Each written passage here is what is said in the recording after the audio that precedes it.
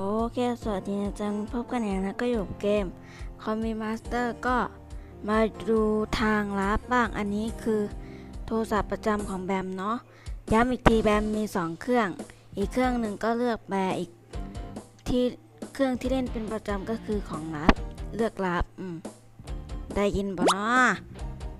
ก็แบมเล่นจนจบถึง10แล้วแต่วันที่10แล้วแต่ว่าแบมแก้เพราะว่าผลออกมาเป็นลับที่ฉันไม่รู้จัก ก็เลยแก้ใหม่จนถึงหน้าบัดนี้ยังไม่ได้อะเพราะว่าไม่มีกระจิตกระใจจะแก้จะเล่นเพราะว่าช่วงนี้ยุ่งมากไม่ว่างก็วันนี้ก็จะมาให้ดูรูปเนาะหรือไม่ได้ให้ดูรูปสิแป๊บหนึ่งนี่คือตอนที่รับจำยูมิจังไม่ได้เนาะคือตัวเอกของเรานี่แหละภาพตอนจบโอเคนี่โหรับเหรอนะ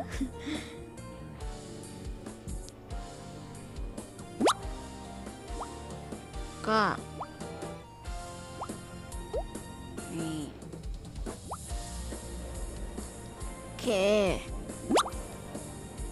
งั้นเดี๋ยวแบมขอเข้าไปในนี้ก่อนเอาแต่เสียงดังนิดหน่อยเนาะไม่ถึงในโทรศัพท์มีเสียงไหมเนี่ยแบมเปิดเสียงดังไหมทำไมช้าจังอันนี้ยังไม่ตอบเลยเนี่ยเป็นชาติเลยเกลี้ยกล่อมสมกับเป็นนายน้อยอยู่นะไม่ใช่ก็ต้องใช่แล้วล่ะจุดนี้แง่ล่ะเพราะเขาคือตัวจริงแน่ๆว่างั้นแบมตอบข้อนี้ไม่ได้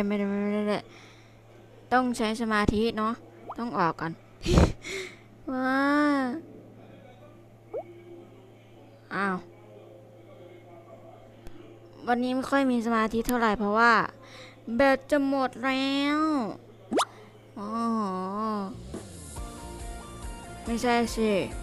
เพราะเสียงดังไงไม่ใช่เพราะว่าแบมเสียงดังนะแต่ว่าเสียงมันรบกวนหายไปไหน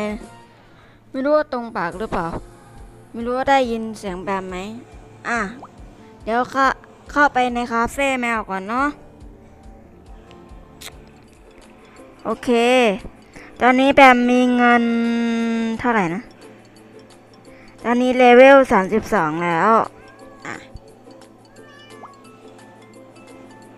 เปิดกระชาป้อมหน่อยกระชาเฉยๆกระชาปองเหรองงแบมแบมงงตัวเองพูดอะไร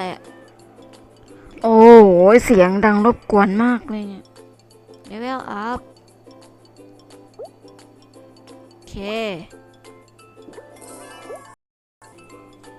ก็แค่นี้แหละบ๊ายบาย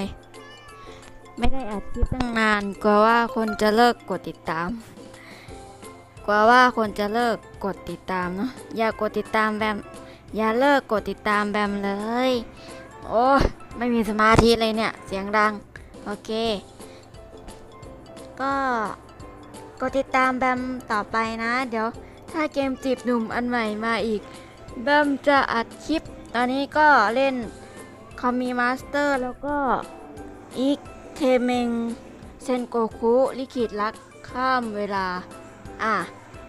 อีกอันหนึ่งแบมได้ข่าวว่าจะมีภาษาไทยด้วยตัวละครผู้ชายชื่อลูเซียนใช่ไหมอันเร็วๆนี้งั้นก็แป๊บหนึ่งแป๊บสิโอเคก็ฝากกดติดตามช่องนี้ด้วยนะ